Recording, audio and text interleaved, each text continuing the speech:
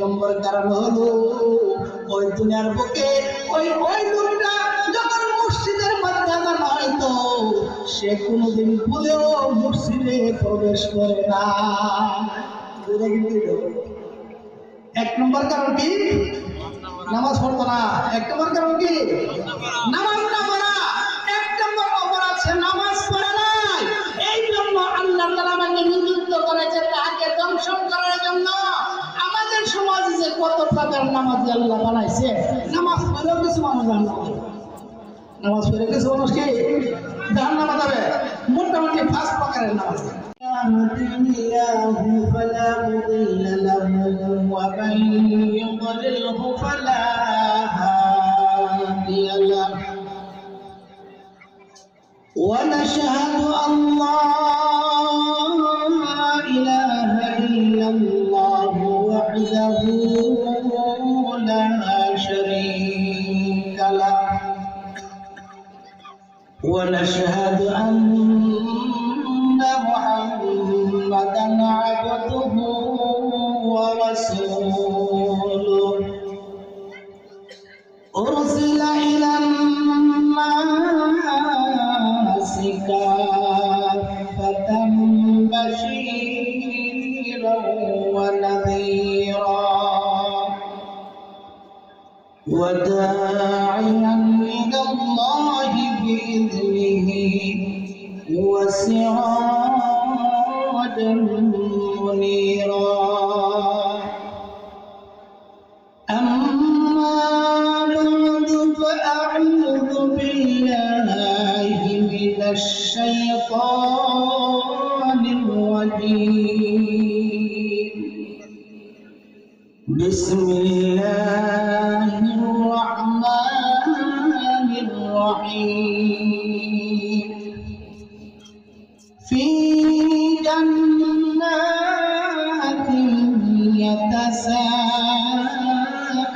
يتساءلون عن المجرمين ما سلككم في سقر قالوا لم نك من المصلين ولم نك نطعم المسكين وكنا نخوض مع الخائضين وكنا نكذب بيوم الدين صدق الله مولانا العظيم. قال النبي صلى الله عليه وسلم أول ما يحاسب به العبد يوم القيامة الصلاة أو كما قال عليه الصلاة والسلام. وقال تعالى في شان حبيبه إن الله وملائكته يصلون على النبي يا أيها الذين آمنوا صلوا عليه وسلموا تسليما. صلى الله عليه صلى الله عليه وسلم. صلى الله عليه صلى الله عليه رسول خدا کی غلامی میں کیا ہے ذرا تم غلامی میں آ کر تو دیکھو. رسول خدا کی غلامی میں کیا ہے ذرا تم غلامی میں آ کر تو دیکھو. गुलामी में है बादशाही से बेहतर खुद हर किस्मत जगा कर तो देखो सल्लल्लाहु अलैहि मुहम्मद सल्लल्लाहु अलैहि सल्लल्लाहु अलैहि मुहम्मद सल्लल्लाहु अलैहि हबीब खुदा की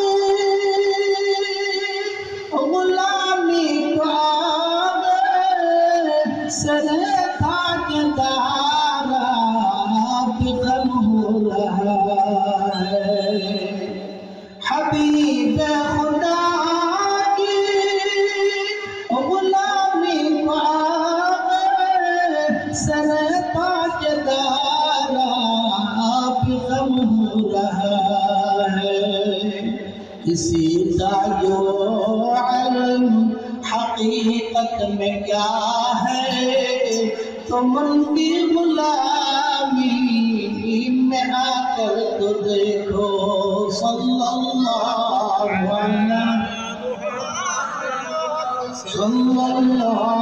मुहम्मद सल्लल्लाहु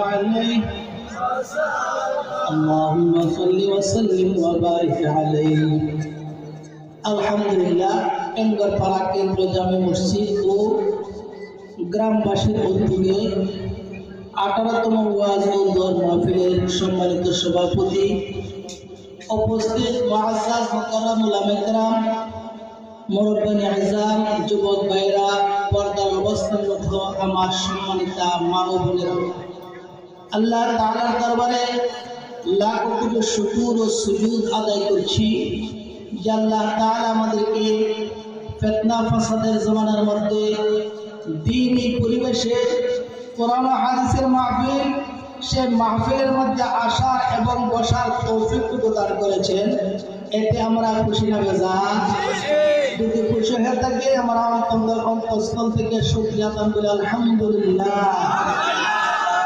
আমরা আসছি আজকের মাহফিলের মধ্যে আমাদের উদ্দেশ্য আল্লাহ আল্লাহ রাসূলকে রাজি খুশি করাবো কথা ঠিক না ঠিক আমরা আসছি এখানে খাবার দিবে টাকা পয়সা দিবে এরকম কোনো আশা ছিল প্রত্যেকের আশা পরকালকে সুন্দর করা প্রত্যেকের আশা কি পরকালকে সুন্দর করা মানুষের দুইটা কাল প্রথমত মানুষের দুইটা একটা ইহকাল আর একটা পরকাল ইহকাল প্রত্যেকটা মানুষ কয়েকটা কথা যদি চিন্তা করত মানুষ অন্যায় অপরাধ করতে পারত এক নাম্বার আমরা কোথায় ছিলাম এখন কোথায় আছি যেখানে আছি এখানে কতকাল অবস্থান করব আবার কোথায় যাব যেই জায়গায় যাব ওই জায়গায় কতকাল অবস্থান করব এই কথাগুলো যদি চিন্তা করতাম আমরা অন্যায় অপরাধে লিপ্ত হতে পারতাম না কথা ঠিক না আমরা কোথায় ছিলাম মানুষে বলে দেখে যে আসল বাড়ি গুরুস্থান এই কথা বলে না আসল বাড়ি কোথায় গুরুস্থান কথাটা ভুল আসল বাড়ি আমাদের গুরুস্থান না আসল বাড়ি আমাদের জান্নাত কোথায় কোথায় থেকে আসছি জান্নাত থেকে আসছি জান্নাত থেকে আসছি সফরে বিশাল সফর এই বিশাল সফরের মধ্যে আসছি সফর শেষ আবার কোথায় যাব বাড়িতে আমার বাড়ি কোথায় জান্নাতে তাহলে জান্নাত থেকে সফর আরম্ভ করছি সফর শেষ এখন কোথায় যাব আমি আমার বাড়িতে যাব আমার বাড়ি কোথায় জান্নাত তাহলে এই সফর যে সফরে আসছি সফর করে আবার সঠিকভাবে আমার বাড়িতে যেতে হবে রাস্তার মধ্যে যাতে রাস্তা ভুলে না যায় যদি রাস্তা ভুলে যায় তাহলে আমার বাড়ির পরিবর্তে কোথায় যাবো জাহান্নামের আগুনে কথা ঠিক না তাহলে রাস্তা ভুলে যাওয়ার জন্য রাস্তার মধ্যে অসংখ্য অবনত শয়তান বসে রয়েছে রাস্তা ভোলানোর জন্য আর রাস্তা যাতে না বলি সঠিক রাস্তা দেখানোর জন্য আল্লাহ তাআলা যুগে যুগে নবী রাসূল দুনিয়ার মধ্যে প্রেরণ করেছেন সঠিক রাস্তা দেখানোর জন্য সুবহানাল্লাহ এখন যারা সঠিক রাস্তা অবলম্বন করলো তারা জান্নাতের পথে, আর যারা সঠিক রাস্তা অবলম্বন করলো তারা জাহান্নামের পথে। ঠিক না ঠিক? তাহলে যেটা বলতেছিলাম সফর, আজকে আপনি নরসিংদীতে কিছু জায়গায় যেতে চান, তাহলে আপনার কিছু টাকার দরকার, পোশাকের দরকার, একটা সফর 3 দিন থাকবেন, 4 দিন থাকবেন, কিছু টাকা পয়সা নিয়ে যেতে হবে, কিন্তু না অল্প সফর। কিন্তু পরকালের সফরটা যখন দুনিয়ার বুক থেকে আপনার দ্বিতীয় সফর আরম্ভ হয়ে যায়, পরকালের সফর, এই সফরটা কত কাল একবার আমরা একটু বলে দেখি না। এই সফরটা কত কাল? দুনিয়ার মধ্যে আমরা আসছি কত কাল থাকবো? 60-70-80 বছর, 100 বছরের বেশি কথা একটা বেশি। কিন্তু 60-70 বছর জিন্দগিতে 60-70 বছর সুখে থাকার জন্য কত কিছু করতেছি, জীবনের ঝুঁকি নিয়ে মধ্যপ্রাচ্য যাওয়ার জন্য স্পিড করতেছি, সাগরের মধ্যে মরতেছি, আছে না? আশা কি তার 60-70 বছর 80 বছর একটু সুখে শান্তিতে চলবে? এই তো জীবনের ঝুঁকি নিতেছে। কিন্তু তোমার পরকালের সফর, ওই সফর দিয়া জাহান্নাম থেকে বেঁচে জান্নাতে যাওয়ার জন্য তুমি কি ঝুঁকি নিছো জীবনে? কি জব? 60-70 বছরের জিন্দগি, কিন্তু এই 60-70 বছরের জিন্দগি কিন্তু আমরা কি করতেছি? কেউ বলেন আগা আপনি মৌত কি কোই বশর नहीं, আগা আপনি মৌত কি কোই বশর नहीं, सामान सुपरस का है कल की खबर नहीं, सामान सुपरस का है कल की खबर नहीं। अफसोस আমরা এই দুনিয়ার বুকে এত টাকা পয়সা একত্রিত করেছি, কিন্তু আগামীকালের খবর আমাদের নাই। আছে আগামীকালের খবর? ভাই আমার, প্রত্যেক মানুষ মৃত্যুবরণ করতে হবে, সেই দুনিয়া থেকে বিদায় গ্রহণ করতে হবে। কেউ দুনিয়াতে থাকতে পারবো না।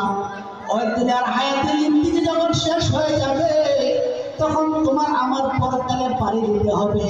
ওই পরকালের সফরটা তোমার কত লম্বা হবে একবার তো চিন্তা করে দেখলাম বাবা। আল্লাহ বিশ্বনবী বলেন, যে ব্যক্তি দুনিয়ার বুক থেকে সর্বশেষ মৃত্যুবরণ করবে, যে ব্যক্তি কবর থেকে সর্বশেষ শাসন ময়দানের মধ্যে উঠবে, ওই লোকটা কমপক্ষে কবরের মধ্যে 40,000 বছর অবস্থান করতে হবে। কত হাজার বছর? 40,000 বছর। দুনিয়া থেকে সফর আরম্ভ হয়েছে, দুনিয়া থেকে সফর আরম্ভ হয়েছে। কবর থেকে যে ব্যক্তি সর্বশেষ করবে হাসরের ময়দানে, ওই ব্যক্তি কবরের মধ্যে কমপক্ষে 40,000 বছর থাকতে হবে। এবার বলেন তো, কবরটা কেমন? গন্তব্যস্থান নাকি গন্তব্যস্থান জান্নাত? কোথায় কোথায় যাব? জান্নাতে। কবরের মধ্যে 40,000 বছর, এটা রাস্তায় নাকি গন্তব্যস্থানে? রাস্তার মধ্যে। কোথায়? রাস্তার মধ্যে কবর 40,000 বছর আছে। আল্লাহ নবী বলেন, কবর থেকে যখন আল্লাহ পাক রব্বুল আলামিন হাসরের ময়দানের জন্য যখন আপনাকে উত্তোলন করা হবে, সেই হাসরের ময়দানে যেদিন মাথার হাত পর সরে যাবে, পায়ের নিচের মাটি তামা হয়ে যাবে, সেদিন হাসরের ময়দানে প্রত্যেকটা বান্দা কমপক্ষে 50,000 বছর অবস্থান করতে হবে। কত হাজার বছর? 50,000 বছর। বলেন রাস্তায় নাকি গন্তব্যস্থানে পড়ছে? রাস্তায় আছে। তাই না? রাস্তায় আছে। ওই 50,000 বছর হাসরের ময়দানে জায়গা পাবে। হাসরের ময়দানে যে 50,000 বছর পার করবেন, কতটুকু সময়, কতটুকু জায়গা পাবেন? আল্লাহর নবী বলেন, 2টা পা রাখতে যতটুকু জায়গা, কতটুকু জায়গা ছাড়া 100 বিমান জায়গা অফিস থেকেও পাবে। কত বছর ধরে দেখতে হবে? 50,000 বছর। রাস্তায় নাকি পড়ছেন গন্তব্যস্থানে? রাস্তায় আছে। সফর কিন্তু বিশাল লম্বা। কবরে চললে হাসরে 50 কত হয়েছে? 90,000 বছর। ভাইয়ের আমার, ওই 90,000 বছর রাস্তার মধ্যে চলে গেল, তারপর আপনাকে গন্তব্যস্থানের মধ্যে পৌঁছতে পারলাম না। আল্লাহ পাক রব্বুল আলামিন প্রত্যেকটা মানুষ ফুলচেরাতের রাস্তা পার হতে হবে। আল্লাহ তারা যখন নির্দেশ করবেন প্রত্যেকে ফুলচেরাতের রাস্তা পার হও, তখন সেই কইটার রাস্তা পার হওয়ার জন্য 30,000 বছর পার হয়ে যাবে। কত হাজার বছর? 30,000 বছর রাস্তায় নাকি পড়ছে। রাস্তায় কত বছর? 1,20,000 বছরের সফর। সেই সফরের মধ্যে 1,20,000 বছর রাস্তার মধ্যে চলে যাবে। আপনি আমি গন্তব্য ছেড়ে পৌঁছতে পারলাম না, কিন্তু 1,20,000 বছরের যে সফরের রাস্তা, ওই রাস্তার জন্য আপনি কি দান করেছেন? টাকা পয়সা সোনার পাত তো কিছুই চলবে না, টাকা পয়সা সোনার পাত কিছুই চলবে না। এই বিশাল সফরের জন্য আল্লাহ পাক রব্বুল আলামিন ওই দুনিয়ার বুকে বিশাল সফরের সুসামান তৈরি করতে হবে, আমলে জিন্দেগি করতে হবে, আমল গঠন করতে হবে। যদি আমলে জিন্দেগি গঠন না করি তাহলে 1,20,000 বছর রাস্তা পাড়ি দিয়ে আপনাকে ওই জান্নাতের পরিবর্তে জাহান্নামের মধ্যে চলে যেতে হবে। কোথায় যেতে হবে? জাহান্নামে। এই জন্য কি করতে হবে? আমলে জিন্দেগি করতে হবে। কি জিন্দেগি? আমলে জিন্দেগি। আমলে জিন্দেগি করলে জান্নাত, আর আমলে জিন্দেগি না করলে কোথায় যাব? জাহান্নাম। এখন কোন কারণে জাহান্নামে যাব এই আলোচনা আজকে আমি করব। আলোচনা জান্নাতি আর জাহান্নামীদের কথোপকথন। জান্নাতি আর জাহান্নামীদের কথা। জান্নাতীরা জাহান্নামীদেরকে প্রশ্ন করবে, আর জাহান্নামীরা জান্নাতীদের কথাই উত্তর দিবে। সুবহানাল্লাহ। এটা আপনারা শুনতেছেন নি?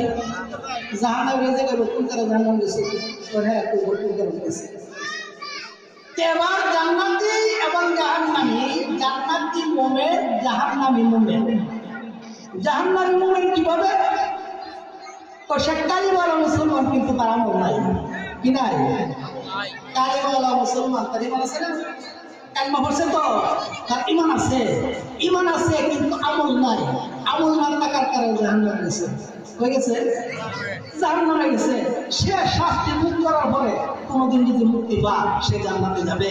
কিন্তু সেই ইমানদার যে জান্নাতে গেছে সেই ইমানদার, সে জান্নাতে যে গেছে সেই ইমানদার কি আমলওয়ালা ইমানদার, আর যে ব্যক্তি জাহান্নামে গেছে বে আমলওয়ালা ইমানদার।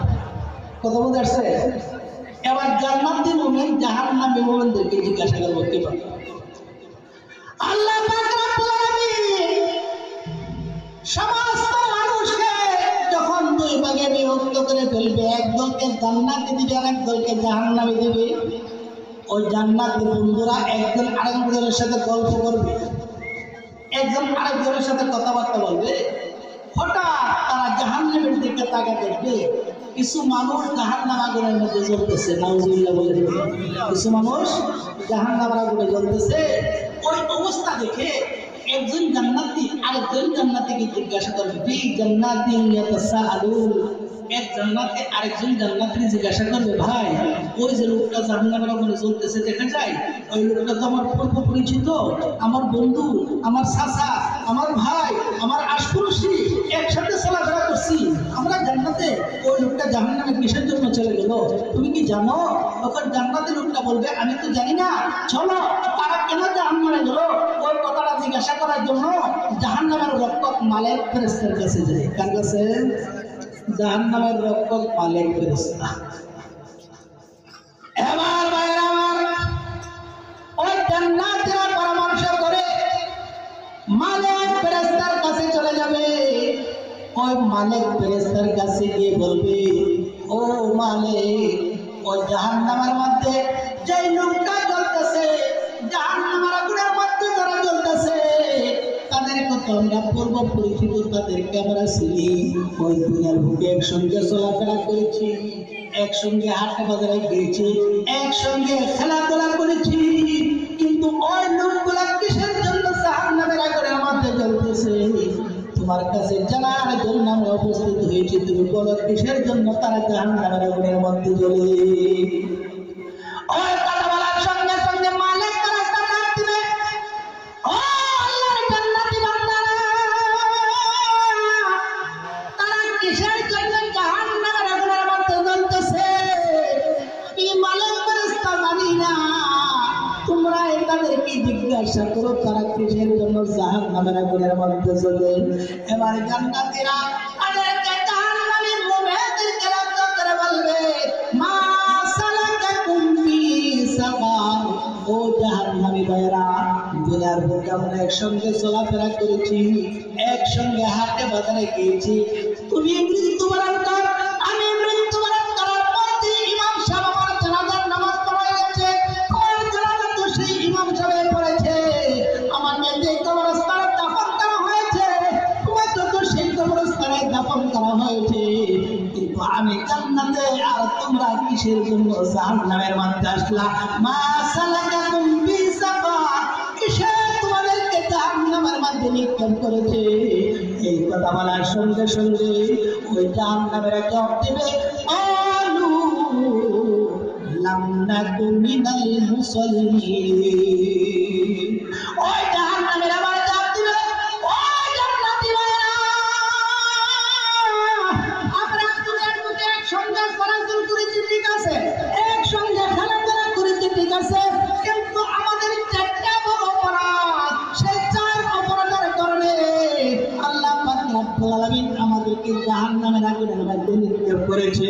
ওই চার অপরাধ তোমাদের মধ্যে ছিল না, এই জন্য তোমরা জান্নাতে চলে গেছো। আর চার অপরাধের কারণে আল্লাহ জাহান্নামে নিক্ষেপ করেছে। অপরাধ কয়টা? চারটা। এখন এই চারটা অপরাধ যদি আমরা মেনে থাকি, আমরা আল্লাহ বলবো এই চার কোন চার অপরাধে জাহান্নামে গেছে, ও অপরাধটি জানতে বোঝাই না, অপরাধ ছাড়তে কথা একটা বেশি। এবার জান্নাতীরা জাহান্নামে যেতে ডাকবে, ও জাহান্নামীরা,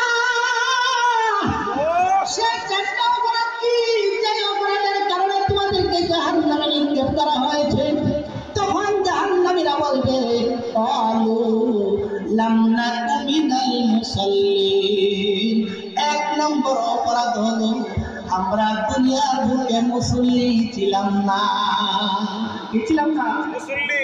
ওই জাহান্নামের রাজা বলে, ও জান্নাতি ভাইরা, যখন মসজিদের মধ্যে আযান হইতো, ইমাম মুয়াজ্জিন সাহেব যখন বলতো, হাইয়া আলাস সালাহ, হাইয়া আলাল ফালাহ, আসো কামিয়াবের দিকে, আসো সফলতার দিকে, তখন তোমরা মসজিদে চলে যাইতাম, আর আমরা মসজিদের কাছ থেকে বেরিয়ে যাইতাম। আমরা মসজিদে যাইতাম না, আমরা নামাজ পড়তাম না। ওই নামাজ না পড়ার কারণে আল্লাহ পাক রব্বুল আলামিন আমার উপর অসন্তুষ্ট হইয়া আমাদেরকে আল্লাহ জাহান্নামের মধ্যে নিক্ষেপ করেছে। এক নম্বর অপরাধ কি? মুসল্লি ছিলাম না, নামাজ পড়তাম না। এই অপরাধ আমার মধ্যে আসেনি, নামাজ পড়তাম না। ওই নামাজ না পড়ার কারণে আল্লাহ তাআলা আমাদেরকে জাহান্নামের মধ্যে নিক্ষেপ করেছে। ওই নামাজ না পড়ার কারণে শুধু জাহান্নাম না, ওই দুনিয়ার বুকেও শাস্তি আরম্ভ হয়ে যায়। মরার পরে তো শাস্তি আছে। হযরত আকিল ইবনে আবি তালিব রাদিয়াল্লাহু তাআলা আনহু বলেন, আমি আল্লাহর নবীর সঙ্গে একদিন সফরে বেরিয়েছি।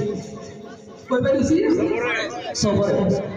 আকিল ইবনে আবি তালিব বলেন, আল্লাহর নবীর সঙ্গে যখন আমি সফরে বের হলাম, সফর করতে করতে এক জায়গার মধ্যে যখন গিয়ে পৌঁছলাম, তখন হঠাৎ দেখতে পাই একটা উট ধরে আল্লাহর নবীর দরবারে এসে বলতেছে, ইয়া রাসূলুল্লাহ, আমার মালিকের হাত থেকে আমাকে হেফাজত করুন।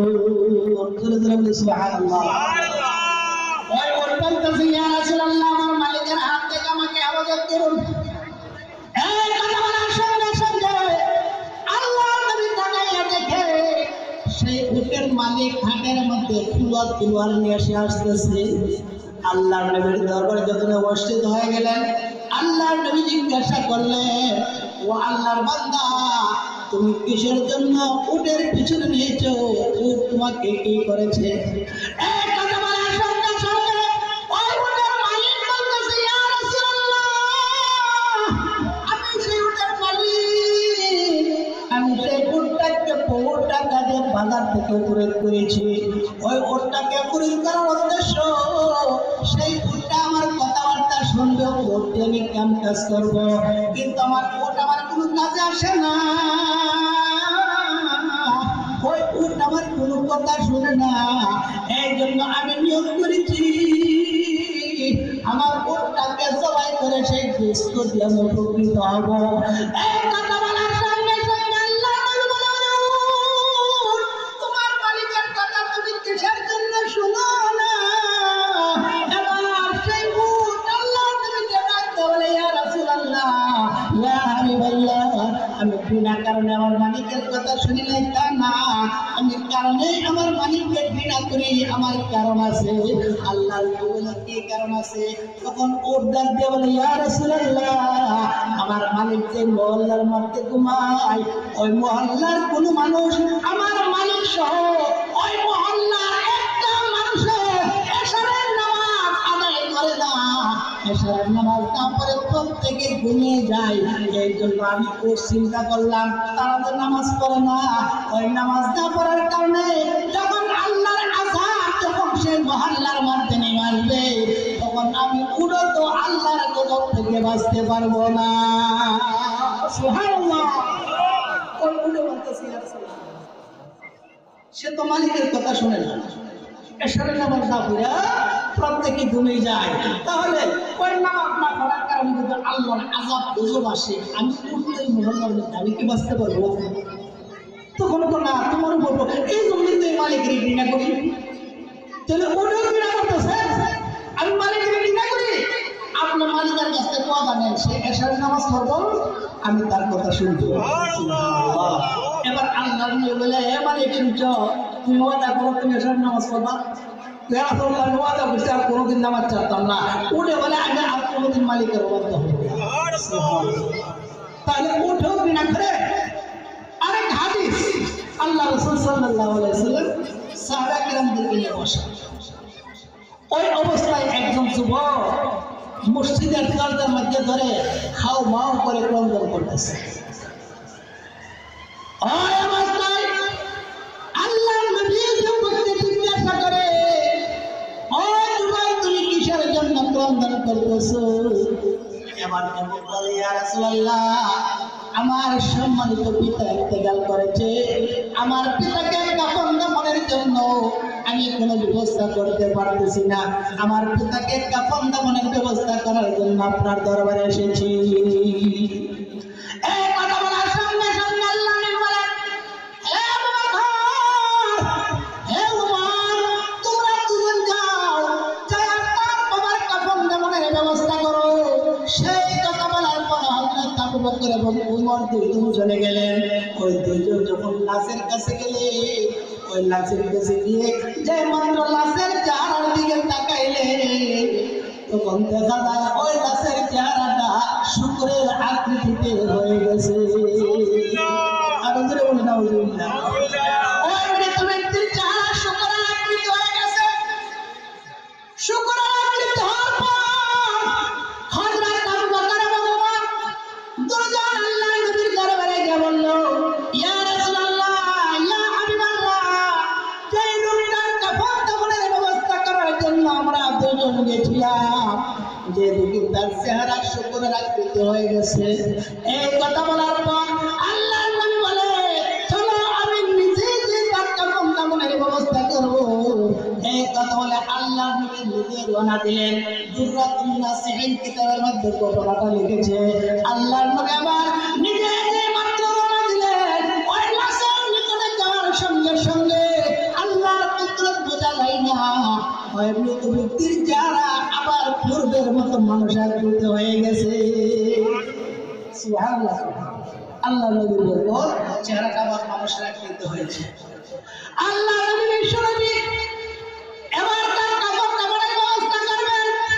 জানাজার নামাজ আদায় করে আল্লাহর নবী যখন তাকে দাফন করার জন্য ইচ্ছা করলেন, ওই দাফন করার জন্য ইচ্ছা করার সঙ্গে সঙ্গে দেখা যায় ওই লোকটার চেহারা পূর্বের মতো শুকরের আকৃতিতে পরিণত হয়ে গেছে।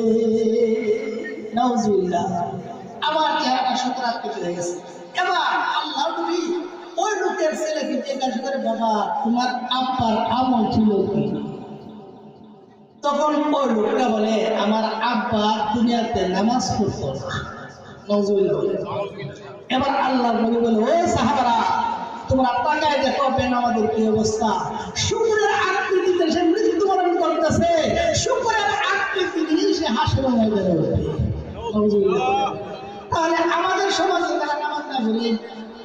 আমরা কি অবস্থা হবে? শুকুরের আকৃতি নিয়ে মরতে চাই না আমরা? শুধু মরতে না চাই, 5 ওয়াক্ত নামাজ পড়তে হবে, 5 ওয়াক্ত নামাজ পড়তে হবে। শুধু তাই না, শুকুরের আকৃতি খালি না, আরো কি শাস্তি! আল্লাহর নবীর সাহাবী হযরত আবু বকর সিদ্দিক রাদিয়াল্লাহু তাআলা আনহু যখন খলিফাতুল মুসলিমিন, রাষ্ট্রের খলিফা, রাষ্ট্রপ্রধান, ওই অবস্থায় মদিনার জমিনে একজন নব মুসলিম সে মৃত্যুবরণ করেছে। মৃত্যুবরণ করার পর ওই দিন আল্লাহর নবীর সাহাবী হযরত সিদ্দিক আকবর রাষ্ট্রীয় কাজে রাষ্ট্রের বাইরে গেছেন। তখন সাহাবারা পরামর্শ করলেন, যেহেতু আমির সাহেব নাই, আমাদের রাজা নাই, আমরা মিলে তার কাফন দাফনের একটা ব্যবস্থা করি, গোসল দেওয়াই, জানাজা পড়ি, তাকে দাফন দিই। এক কথা বলে সবাই মিলে তাকে গোসল করাইলেন। গোসল করাইয়া জানাজার ময়দানে নিলেন।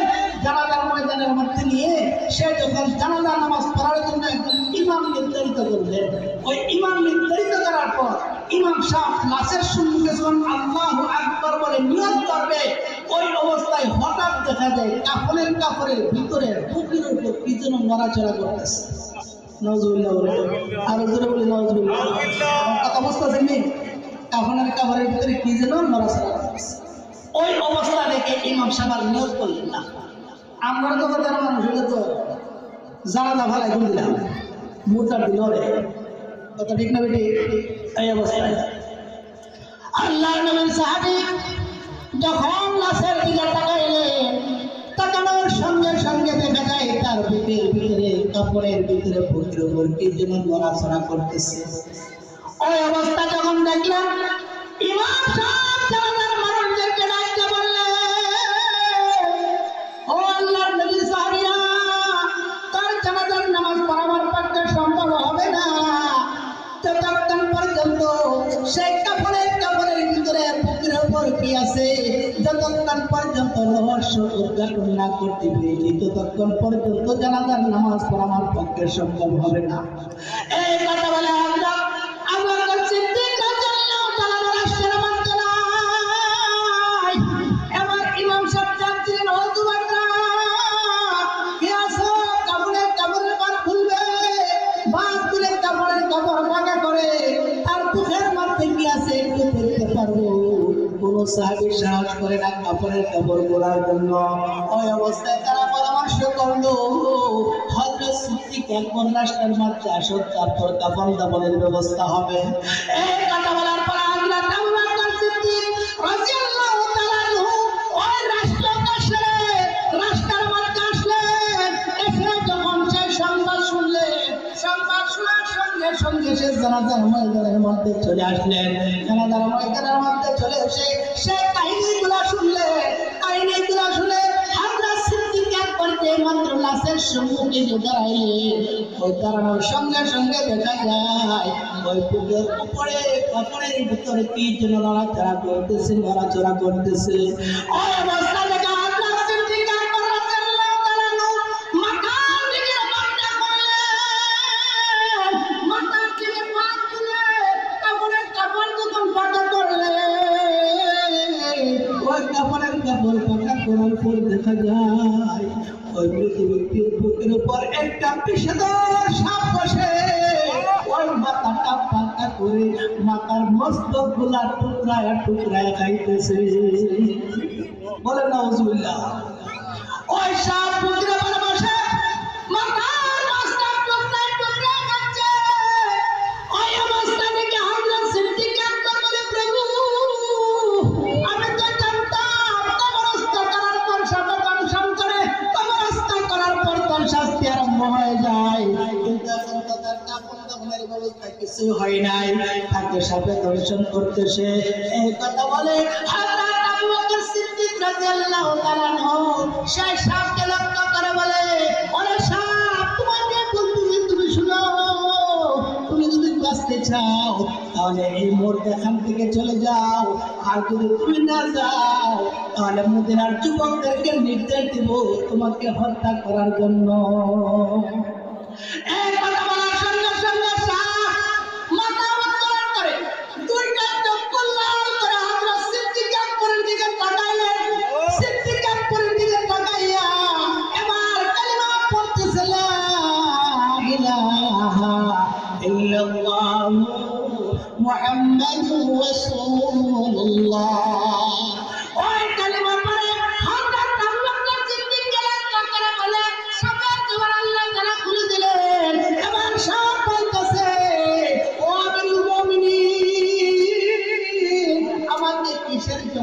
আত্মহত্যা করবেন, কিসের জন্য আমাকে মারবেন? শুনেন, আমি তো নিজে ইচ্ছা আসি নাই, আমার মওলার নির্দেশে এসেছি। শুধু আজকে না, ওই লোকটাকে জাহান্নামে পৌঁছানো পর্যন্ত আমি তার সাথে থাকবো। বলেন নাউজুবিল্লাহ, আর জোরে বলেন নাউজুবিল্লাহ। এবার আয়েশা বলতেছে, আমিরুল মুমিনিন, আপনি আমাকে হত্যা করতে পারবেন না, আপনি আমাকে তাড়াতে পারবেন না। এর কারণ হলো আমি নিজের ইচ্ছায় আসি নাই, আল্লাহ তাআলা আমাকে প্রেরণ করেছে, আল্লাহ তাআলার নির্দেশে এসেছি। এবার হযরত সিদ্দিক আকবর জাল করে কাঁদে, সমগ্র মদিনাবাসী কাঁদে, জানাজার সমস্ত মানুষ দাঁড় করে কাঁদে। এবার সিদ্দিক আকবর ডাকতে, ও সব, আল্লাহ পাক রব্বুল আলামিন যখন তোমাকে নির্দেশ দিয়েছিল তাকে ধ্বংস করার জন্য, তখন তুমি কি আল্লাহকে জিজ্ঞাসা করেছো তার অপরাধ কি? কোন অপরাধের কারণে তাকে কবরস্থ করার আগে তোমার ধ্বংস করতে হবে? তার অপরাধ কি? এবার সাতটা ডাকতে বলে, আমিরুল মুমিনিন, আল্লাহ পাক রব্বুল আলামিন ওই লোকটার তিনটা অপরাধের কারণে আমি সাক্ষী নিযুক্ত করেছি তাকে ধ্বংস করার জন্য। ওই তিনটা অপরাধের কারণে আমি ওই লোকটাকে কিয়ামত পর্যন্ত ধ্বংস করতেই থাকবো। অপরাধ করা কয়টা? তিনটা। কয় কারণে জাহান্নামী? চার কারণ। মনে রাখেন, কয় কারণে জাহান্নামী? চার কারণ। আর সাপে কামড়াইব কয় কারণে? তিন কারণে। কথা মনে রাখেন, তিন কারণে সাপে চুমুক দিব, সাপে ধ্বংস করবো। আর চার কারণে জাহান্নামে যাবে। চার কারণ আর তিন কারণ মুক্ত দিল, এই সাত কারণ। সুন্দর ইনশাআল্লাহ। তাহলে চার কারণে জাহান্নামে, চার কারণ আমরা মধ্যে থাকলে চারটি, আর তিন কারণে সাপে চুমুক, সাপে চুমুক দিব। ওই তিন কারণ আমাদের দূর করতে হবে। কথা একটা বেটি। এবার হযরত সিদ্দিক আকবর ডাকে, ও সাপ, তিন কারণে তুমি তাকে দংশন করতেছো, এই তিন কারণ কি? তিন কারণ কি জানতে পারি? এবার সাপ বলে, ও আমিরুল মুমিনিন, আপনি শুনে নেন। এক নম্বর কারণ হলো, ওই দুনিয়ার বুকে ওই লোকটা যখন মসজিদের মধ্যে আযান হয়তো সে কোনোদিন ভুলেও মসজিদে প্রবেশ করে না। এক নম্বর কারণ কি? নামাজ পড়তো না। এক নম্বর কারণ কি? নামাজ না পড়া। এক নম্বর অপরাধ, সে নামাজ পড়ে নাই। এই জন্য আল্লাহ তাআলা আমাকে নিযুক্ত করেছে তাকে দংশন করার জন্য। আমাদের সমাজে যে কত প্রকার নামাজি আল্লাহ বানাইছে, নামাজ পড়েও কিছু মানুষ জাহান্নামে, নামাজ পড়ে কিছু মানুষ কি জাহান্নামে যাবে। মোটামুটি 5 প্রকারের নামাজ। কত প্রকারের নামাজি? 5 প্রকারের নামাজি। একাকী নামাজি, অনিচ্ছাকৃত নামাজি, উদাসীন নামাজি, আংশিক নামাজি, আর হচ্ছে পরিপূর্ণ নামাজি। এই 5 প্রকার নামাজের মধ্যে এক প্রকার নামাজি জান্নাতি, আর বাকি 4 প্রকার নামাজি জাহান্নামী। বাকি 4 প্রকার নামাজি জাহান্নামী। একাকী নামাজি কোনটা? সে একা নামাজ পড়ে, তার পরিবার পরিজন ও নামাজ পড়ে না, ফুটে নামাজ পড়ে না, সে নামাজ পড়ে না, এর খবর নেই। একা জান্নাতে যাবে পাগল আছে, একা জান্নাতে যাবে। আর গোটা পরিবারটা পর্যন্ত, গোটা পরিবারটা রাখা জাহান্নামের মধ্যে, আর একা চলে এসে জান্নাতের মধ্যে পৌঁছে যায়। বুঝলে মানুষ, তার বউ বোন, তার সন্তান বোন, তার মেয়ে বোন সব ও একাকী নামাজি। সে একা নামাজ পড়ে, তার পরিবার নামাজ পড়ে না। এই জন্য সে নামাজ পড়ার পরেও জাহান্নামে যাবে। কেন নামাজ পড়ার পরে জাহান্নামে যাবে? ও সন্তানের মামলায় ওই পিতা মাতার জাহান্নামে গুণে যেতে হবে। কিসের জন্য মামলা?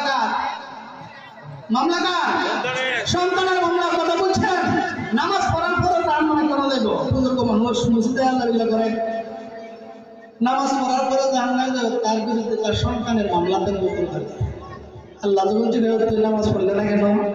নামাজ তোমার মামলা শিখতে দিয়েছে না, শিখতে দিয়েছে না। কি শিখেছিল? ও ছোট বলে আমার সুতার মিলে ভরে গেছিল, টেক্সটাইলে ভরে গেছিল, রোজগার করাইছে, ট্যাক্সি শিখাইছে, হ্যাঁ রিক্সাও শিখাইছে, রোজগার শিখাইছে, নামাজ রোজা শিক্ষা দেয় নাই। এই জন্য অপরাধ 1 নম্বরের মাতা পিতা, তাদেরকে জাহান্নামে নিক্ষেপ করো, তারপর আবার জাহান্নামে নিক্ষেপ করো। এখন সন্তানের মামলায় মাতা পিতা জাহান্নামে। কার মামলায়? কার মামলায়?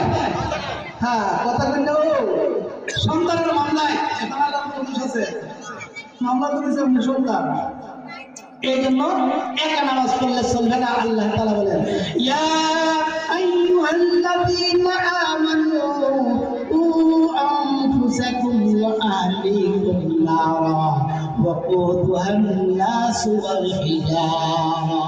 আল্লাহ পাক বলেন ইয়া আইয়ুহাল্লাযীনা আমানু, হে ঈমানদাররা, কু আনফুসাকুম, তুমি নিজে জাহান্নাম থেকে বাঁচো, ওয়া আহলিকুম নারা, এবং তোমার পরিবার পরিজন বিবি বাচ্চা তোমার আশপাশের প্রত্যেককে তুমি জাহান্নামের আগুন থেকে রক্ষা করো। তুমি নিজে বাঁচো না, পরিবারের বাঁচা, তাহলে পরিবারের নামাজ না পড়া নিজে নামাজ পড়তে হবে, একা কি নামাজি ওই নামাজ পড়া প্রয়োজন। কথা বুঝতে পারছে? আর একটা হচ্ছে অনিচ্ছাকৃত নামাজ। অনিচ্ছাকৃত নামাজি বুঝেননি? সামনে নির্বাচন আইতেছে, সামনে নির্বাচন আইলে দেখবেন মেম্বার চেয়ারম্যান এমপি সাহেব তারা কি করবো, একটা টুপি লাগাবো, টুপি লাগে হাতের মধ্যে ভালো একটা তুলসি নিব, সেটা মসজিদের মধ্যে আগে গিয়ে ঢুকবো, টুপিটা লাগে দেখে মানে পাবলিকে বোঝাইবো, পাবলিকে যাতে ঠিক কাউকে দেয় বলো রে লোকটা নামাজ হেরে একটা বলতে লাগবো এগিয়েছে, কিন্তু মানুষের প্রথম কাজ ভালো লাগে ইচ্ছাকৃত হবে না, এটা খুব অনিচ্ছাকৃত নামাজ।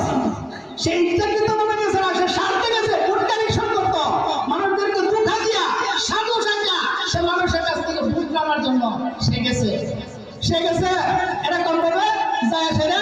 যেরকম আমরা বাংলাদেশ রাজনীতি এক কথা বলি না যে একদম বলছি না মদিনার সনদে রাষ্ট্র চলবো, কিসের সনদে?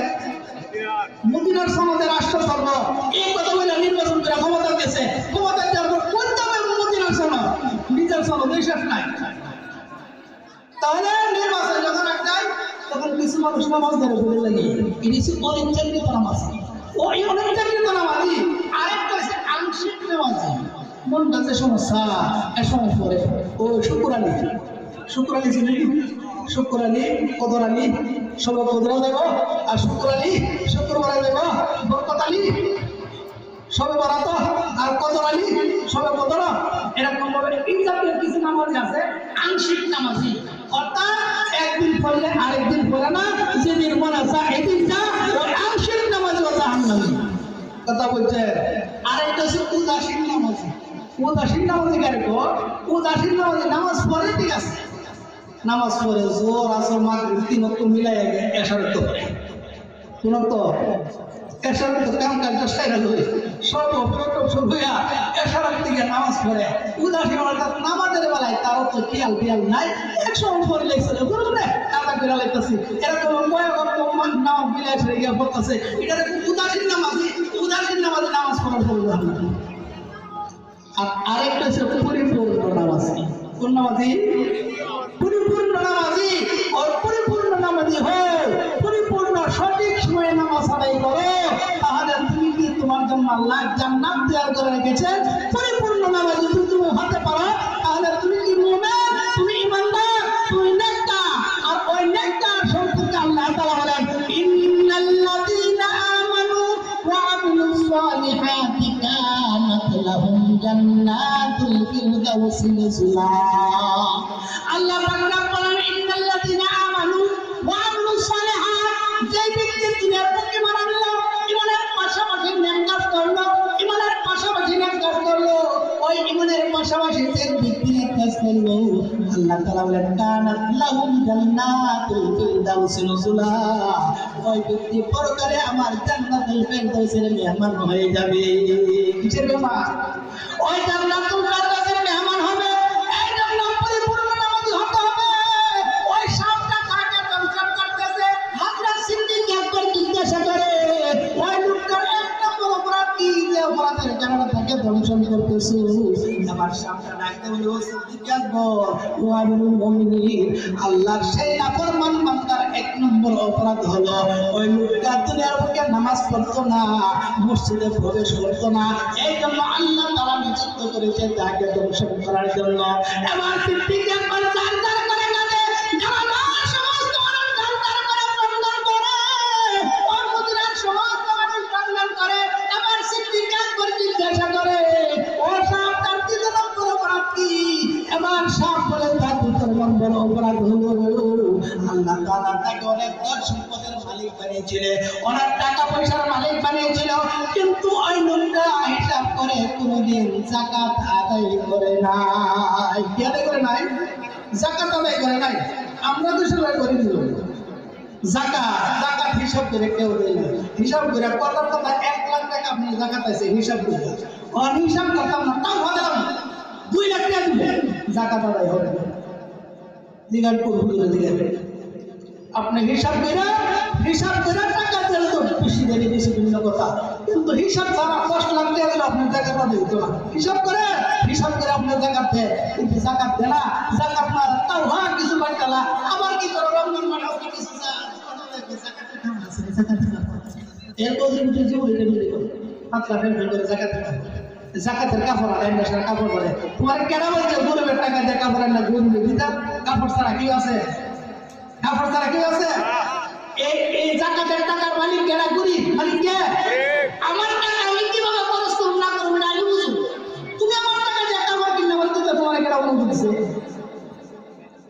তাহলে আমার কারণ কি? আমার দায়িত্ব আছে তার টাকা দিয়ে দেবে, সে টাকা দিয়ে কি করবো না করবো সে বুঝে, তার ফোন আপনার কাছে বুঝে কাপড় কিনা সস্তা দামে যত কাপড় আছে হিসাব করে না, এমনি টাকা পালাই করে একটারও টাকা পালাই হবে না, পরকালে হিসাব নজরুল্লাহ ওই সাপ বলতেছে আবু বকর ওই লোকটার ঠিকানা বড় হলো আল্লাহ তাআলা তাকে অনেক ধন সম্পদ দান করেছিল, কিন্তু সেই লোকটা যাকাত দিত না। যাকাত না দেওয়ার কারণে আল্লাহ তাআলা নির্দেশ করেছে তাকে দংশন করার জন্য। এবার আল্লাহ তাআলার কাছে সংগ্রাম করে মাসে কাছে নানা সমস্ত মানুষ প্রণাম করতেছে, হযরত আবু বকর ডাকতে ও সাহেব তার 3 নম্বর অপরাধ কি? এবার সে বলে তার 3 নম্বর অপরাধ হলো বর্তমান মদিনার জমিনে অনেক মুহাদ্দিস মুফাসসির মুফাসসির আছে, অনেক বড় বড় আল্লাহর নবীর সাহাবী আছে, অনেক উলামায়ে কেরাম আছে, কিন্তু উলামায়ে কেরাম যখন নসিহত করে, উলামায়ে কেরাম যখন তাকে নসিহত করত, আলেম ওলামা যখন ওয়াজ নসিহত করত, যখন হেদায়েতের বাণী শোনাতো, তখন সেই হেদায়েতের বাণী তো গ্রহণ করতই না, বরঞ্চ আলেমদেরকে নিয়ে টাট্টা মশকরি করত। কি করত? টাট্টা মশকরি করত।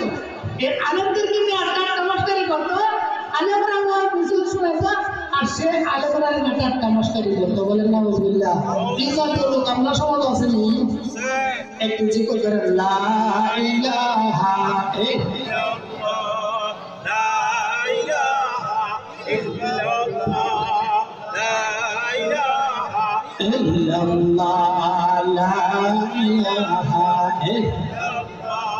मसलन फिक्रे उकबा कर पिछली रात में उठाकर, अरे पेश मौला सजदा कर कमला इलाहा इल्लल्लाह, ला इलाहा इल्लल्लाह, ला इलाहा इल्लल्लाह, ला इलाहा इल्लल्लाह, ला इलाहा इल्लल्लाह, जन्नतेरी घर परीरा और जगैलाम जपना शुद्धदारी उनीरा वही और जैसे नम साधना ला इलाहा इल्लल्लाह, ला इलाहा इल्लल्लाह, ला इलाहा इल्लल्लाह, ला মুহাম্মাদুর রাসূলুল্লাহ সাল্লাল্লাহু আলাইহি ওয়াসাল্লাম। 3 নম্বর হলো কি বলছেন? আলেমদেরকে টাট্টামস্কারি করত, আলেমদেরকে টাট্টামস্কারি করত। এই জাতীয় লোক আমাদের সমাজ অভাব না।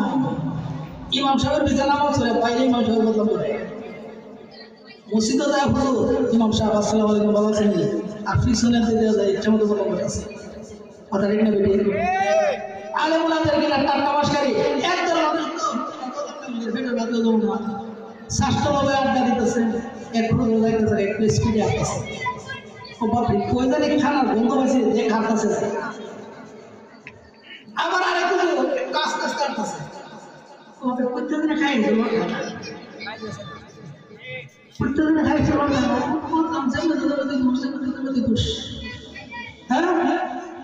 যেমন যাই বললে কই দেবেন এক হুজুর পৌঁছে গেছে হুজুরের দূরে গেছে কাবিন দেখাও কাবিন কি সাথে লেখি করে আর বাংলাদেশের পরিমণি আর শাকিব খান আর অপু বিশ্বাস আগে বাচ্চাদের পরে প্রকাশক নজরুল্লাহ বলেন অপু বিশ্বাস আর শাকিব খান আগে বাচ্চা দিছে পরে বিয়ার প্রকাশ দিছে আগে বাচ্চা পরে বিয়া পরিমণি আগে বাচ্চা পরে বিয়া এটা দোষ নাই হুজুর পৌঁছে গেছে কাবিন কি ছাড়ো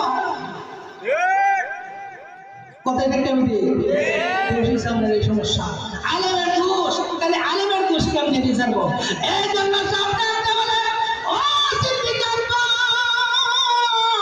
ওই লোকটা 3 নম্বর অপরাধ হলো ওই লোকটা আলেমদেরকে টাট্টা মশকারি করতো ওই আলেমদেরকে টাট্টা মশকারি করার কারণে আল্লাহ তাআলা অসন্তুষ্ট হইয়া আমি 7 কে নিযুক্ত করে দিয়েছে ও আবু বকর তুমি শুনে নাও শুধু এখন না এখন থেকে তাকে দংশন করতে থাকো দংশন করতে করতে তার সঙ্গে কবরে যাবো হাসরে যাবো মিজানে যাবো ফুলচেরাতে যাবো এমনকি তাকে জাহান্নাম পর্যন্ত আমি পৌঁছাইয়া দিব বলেন নাউজুবিল্লাহ এবার আল্লাহ নবী বলে এবার আল্লাহ নবী সাহাবী হযরত সিদ্দিক একবার বলে কাজ হবে না সব সহকারে তার জানাজার নামাজ পড়ে কাফন দিয়ে দাও তাহলে এই 3 অপরাধ ওই 3 অপরাধ আমাদের মধ্যে থাকলে অপরাধ কি ধরতে হবে